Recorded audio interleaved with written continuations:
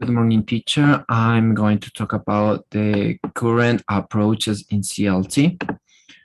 Well, the current approaches to this methodology are drawn by traditional communicative teaching or communicative language teaching, CLT, and still make some reference to these traditional approaches.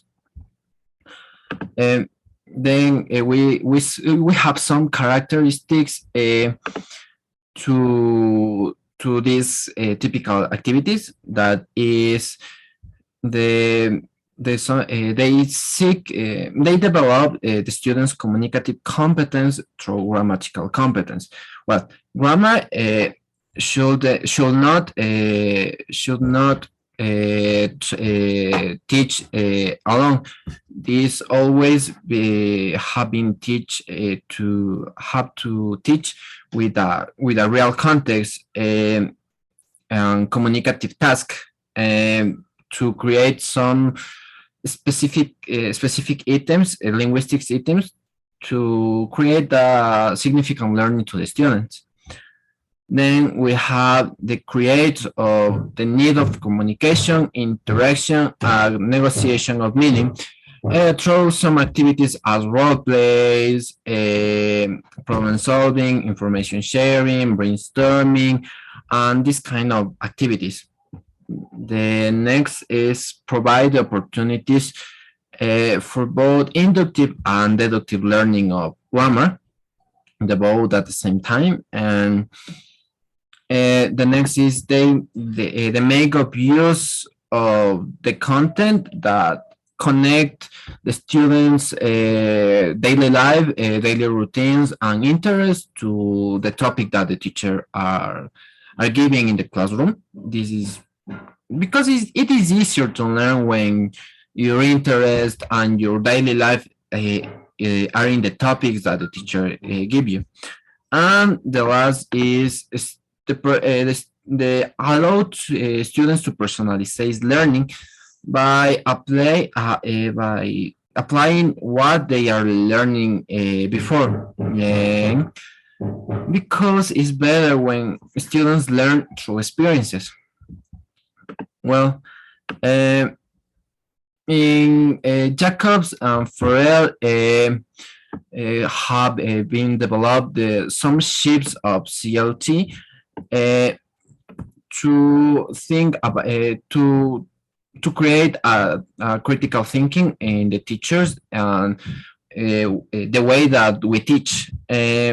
Well, they identify some components of the shape of CLT, and there are in the presentation. The first of them is focusing more attention on the role of learners than the external stimulus that the learner are receiving from the environment. The next of them is focusing in the learning process than the products that the learner produce. The next is focusing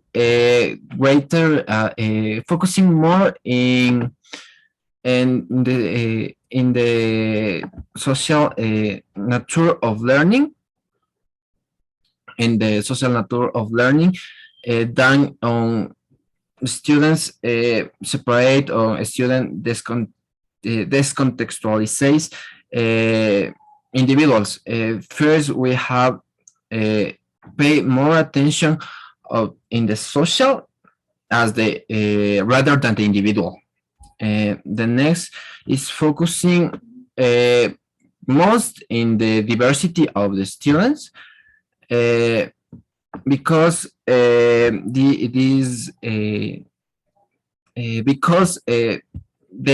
shouldn't be an impediment to create learning, and it should be appreciate the diversity of the learning.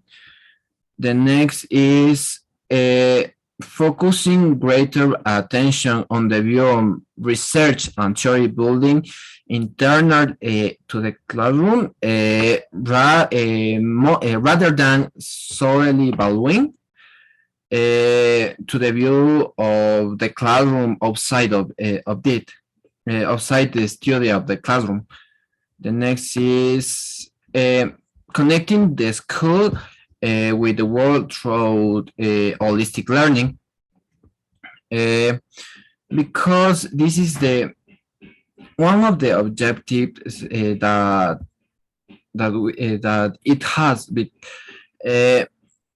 because it connecting with a real context, and it helps to develop significant learning. The next is helping students to understand the purpose and develop and should grow this develop and creating a purpose with this learning. Well, the next is a whole part orientation instead of a part to whole approach.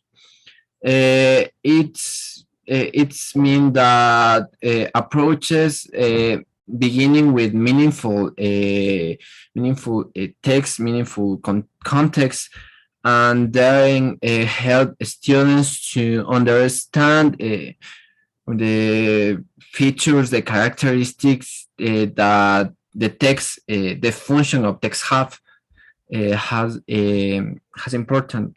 Well, the next is an emphasis to the importance meaning rather than drills and other forms of rote learning.